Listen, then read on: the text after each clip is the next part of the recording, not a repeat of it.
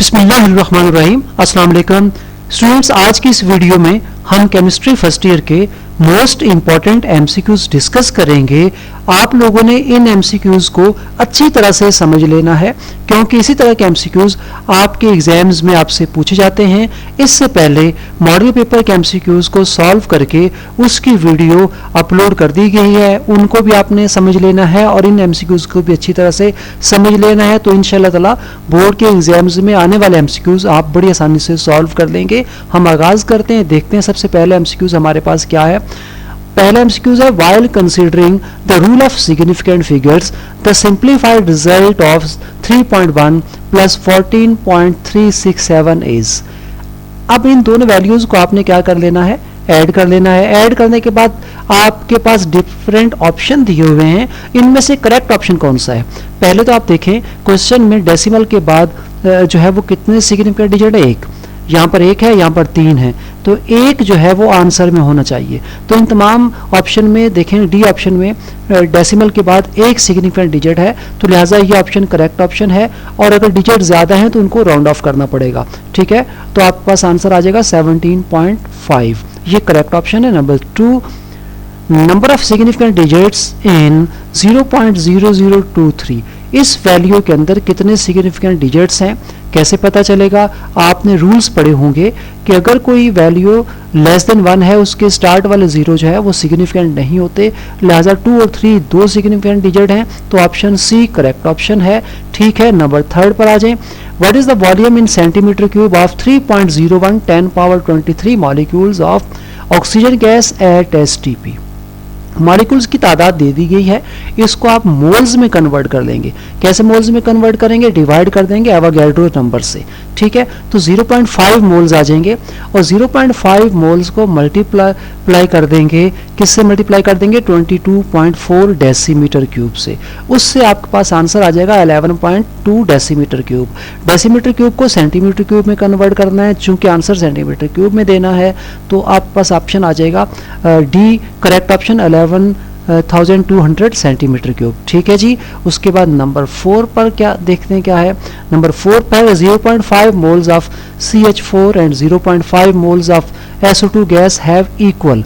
अब इन दोनों में क्या चीज़ इक्वल है, ठीक है। दोनों के 0.5 मोल्स है, वॉल्यूम इक्वल है, मास इक्वल है, total number of atoms equal है, या नंबर ऑफ मॉलिक्यूल्स, तो नंबर ऑफ मॉलिक्यूल्स इक्वल हैं। कुछ स्टूडेंट समझ रहे होंगे वॉल्यूम भी तो इक्वल हो सकता है, लेकिन यहाँ पर चूंकि कंडीशन नहीं दी गई टेम्परेचर की, प्रेशर की, तो इसलिए हम इसके बारे में, वॉल्यूम के बारे में नहीं कह सकते क्योंकि यहाँ पर कंडीशंस नहीं बताई गई। तो लिहाजा नंबर ऑफ मॉलिक्यूल्स जो है ये करेक्ट ऑप्शन है, ठीक है। डी ऑप्शन करेक्ट है। Number 5, the molecules and the molecular and empirical formula may have identical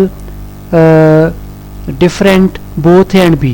ji, molecular empirical formula दोनों जो है वो डिफरेंट भी हो सकते हैं, दोनों सेम भी हो सकते हैं। फॉर एग्जांपल ग्लूकोज का मॉलिकुलर फार्मूला अलग है, एम्पिरिकल फार्मूला अलग है। इसी तरह से कुछ ऐसे भी कंपाउंड है, H2 है, उसका मॉलिकुलर फार्मूला और एम्पिरिकल फार्मूला दोनों ही सेम है, ठीक है। तो लिहाजा ऑप्शन सी करेक्ट ऑप्शन है। नंबर 6 पर चलते हैं, the empirical formula of glucose sugar is, glucose का फार्मूला होता है C6H12O6। अगर आप उसका सिंपलेस्ट रेशियो लेंगे तो वो आएगा CH2O, राइट। तो बी ऑप्शन करेक्ट ऑप्शन है। नंबर 7 पे चलते हैं, नंबर 7 है,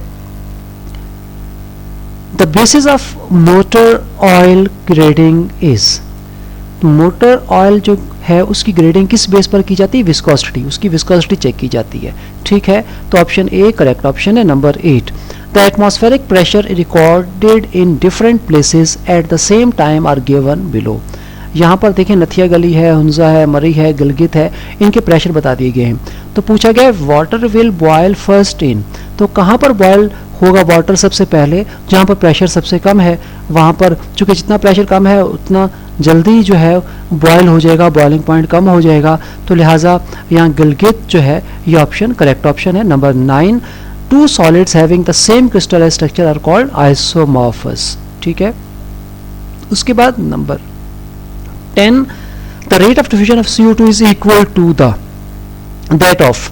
देखिए कार्बन डाइऑक्साइड का मॉलिक्यूलर मास 44 होता है, तो यहाँ पर जितने भी ऑप्शन दिए हुए हैं इनमें C3H8 का मॉलिक्यूलर मास भी 44 है। जब दोनों का मॉलिक्यूलर मास सेम है तो दोनों का रेट ऑफ डिफ्यूजन भी बराबर होगा। Number 11, pressure remaining constant, at which temperature the volume of gas will become twice of what it is at 0 degree centigrade. तो यहाँ पर देखें गैस जो है वो 0 डिग्री पर है। 0 डिग्री का मतलब है 273 केल्विन पर है। तो कह रहे हैं कब जो है उसका वॉल्यूम डबल हो जाएगा, जब टेम्परेचर डबल कर देंगे, ठीक है, तो उसका वॉल्यूम भी डबल हो जाएगा। चूंकि प्रेशर तो यहाँ कांस्टेंट है, तो टेम्परेचर 273 का डबल क्या आएगा 546 केल्विन, ठीक है, सी ऑप्शन करेक्ट ऑप्शन है। नंबर 12 पर आ जाएं, if absolute temperature of gas is double and the pressure is reduced to 1/2 the volume of gas will be. देखिए यहाँ पर बताया गया है कि टेम्परेचर जो है उसको डबल कर दें तो जाहिर है क्या हो जाएगा, वॉल्यूम भी डबल हो जाएगा। फिर प्रेशर को कम किया जा रहा है, जो है हाफ किया जा रहा है। जब प्रेशर को हाफ करते हैं तो भी वॉल्यूम क्या होता है, चूंकि इन्वर्स रिलेशन है तो भी वॉल्यूम बढ़ेगा, डबल हो जाएगा। तो 2 बार वॉल्यूम डबल होगा तो इंक्रीज क्या आ जाएगा 4 टाइम्स। तो बी ऑप्शन करेक्ट ऑप्शन है, ठीक है। Number 13, the molar volume of O2 is maximum at, कब वॉल्यूम ज्यादा होगा, एसटीपी। एसटीपी का मतलब होता है 273 केल्विन, मतलब 0 डिग्री सेंटीग्रेड, और प्रेशर 1 एटमॉस्फेयर। यहाँ पर टेम्परेचर सबसे ज़्यादा कहाँ पर है, डी ऑप्शन 273 डिग्री सेंटीग्रेड जो है। यहाँ देखें ये ज़्यादा है, मतलब केल्विन में ये 546 आएगा, ठीक है, प्रेशर 1 एटमॉस्फेयर है। तो इस वाले केस में क्या होगा, इस वाले केस में टेम्परेचर ज़्यादा है तो वॉल्यूम भी क्या होगा, ज़्यादा होगा। डी ऑप्शन करेक्ट ऑप्शन है। नंबर 14 देखते हैं क्या है, which of the following has same number of molecules at STP. तो यहाँ पर आपको डिफरेंट ऑप्शन दिए हुए हैं, ठीक है। सब में देखें पहले वाले केस में वॉल्यूम दोनों का बराबर है, दूसरे केस में, तीसरे केस में, तो सब में वॉल्यूम बराबर है। जब वॉल्यूम इक्वल हो तो मॉलिक्यूल्स की तादाद भी इक्वल है, ठीक है। तो सब में all of above, D option correct option है, सब में मॉलिक्यूल्स की तादाद इक्वल है, सेम है, ठीक है। Number 15, the order of the rate of diffusion of gases, ammonia NH3 है, SO2, Cl2, CO2। तो यहाँ पर आपने ऑर्डर बताना है। तो यहाँ पर ऑर्डरिंग असेंडिंग भी पूछा जा सकता है, डिसेंडिंग भी पूछा जा सकता है। तो यहाँ पर अगर आप गौर करें तो इसमें ऑर्डर जो बी ऑप्शन में है ये है NH3 17 इसका मॉलिक्यूलर मास है, सबसे ज़्यादा इसका रेट ऑफ डिवीजन होगा। नंबर 2 44 है CO2, नंबर 3 SO2 64 है, Cl2 71 है। तो सबसे मॉलिक्यूलर मास कम अमोनिया का सबसे ज़्यादा रेट ऑफ डिवीजन इसका होगा, दूसरे नंबर पर CO2, फिर SO2 और फिर Cl2। तो ये वाला ऑर्डर करेक्ट ऑप्शन, ठीक है। Number 16, the maximum number of electron in a particular energy level is.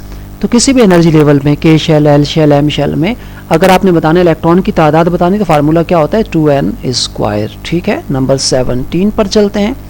17 है the potential energy of an electron can be denoted by, potential energy को -z²/r इस फार्मूले से हम डिनोट करते हैं। 18 पर आ जाएं। 18 है quantum number of values for third orbit are. Third orbit है तो एन वैल्यू क्या होगी 3 होगी।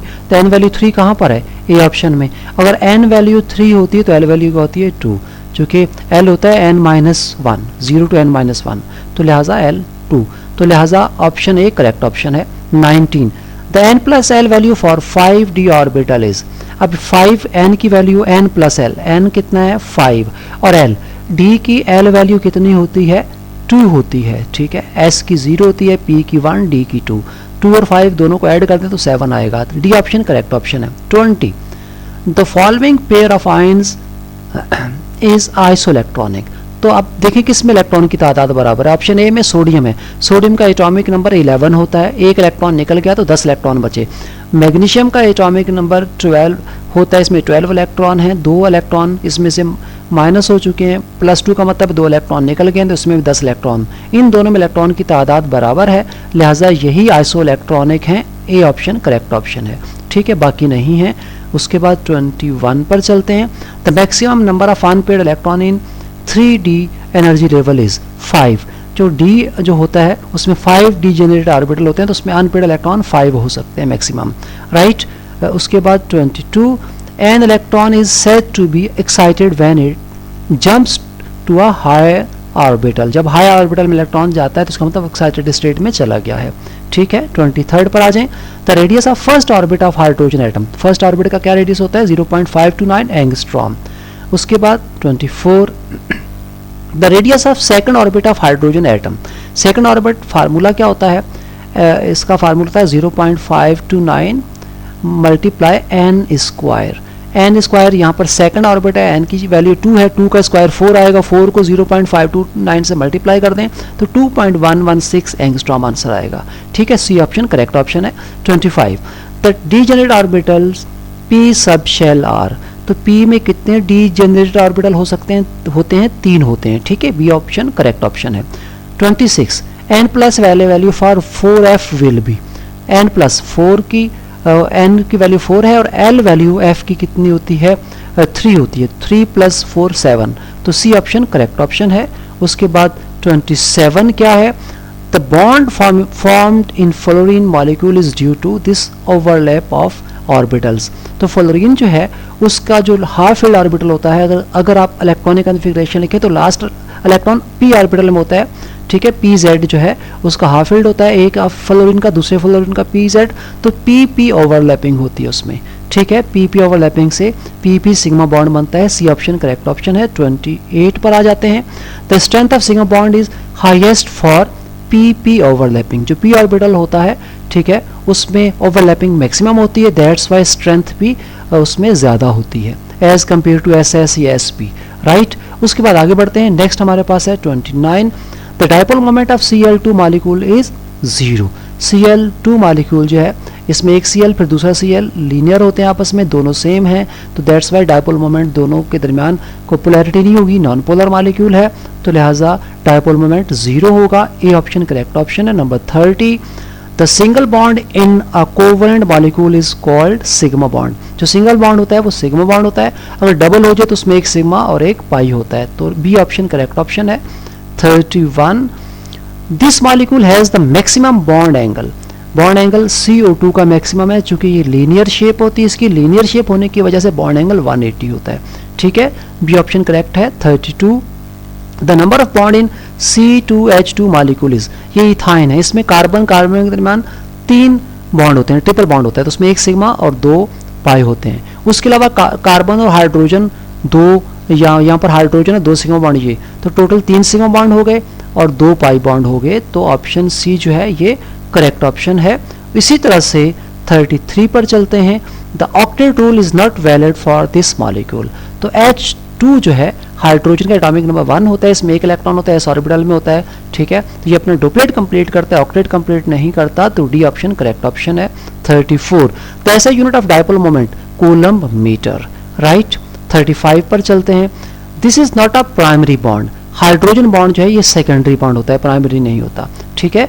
ये जो है एक मॉलिक्यूल का पॉजिटिव हाइड्रोजन दूसरे मॉलिक्यूल के नेगेटिव पार्ट के साथ जो अट्रैक्शन होती है उससे हाइड्रोजन बॉन्ड बनता है और ये सेकेंडरी बॉन्ड होता है, डी ऑप्शन करेक्ट ऑप्शन है। 36 the presence of hydrogen bonding in liquid, अगर हाइड्रोजन बॉन्डिंग हो तो वेपर प्रेशर क्या हो जाता है, कम हो जाता है, डिक्रीज बॉइलिंग पॉइंट नहीं, बॉइलिंग पॉइंट तो बढ़ जाता है, तो ऑप्शन ए जो है ये ही करेक्ट ऑप्शन है। उसके बाद 37 विच of the following molecules has a net dipole moment, तो डायपोल मोमेंट किस में होगा, देखें CO2 में ये लीनियर ऐसे में नहीं हो सकता, CS2 में नहीं हो सकता, CCl4 में भी नहीं हो सकता, तो SO2 जो है चूंकि ये लीनियर मॉलिक्यूल नहीं है तो इसमें जो है डायपोल मोमेंट की कुछ ना कुछ वैल्यू होगी, राइट।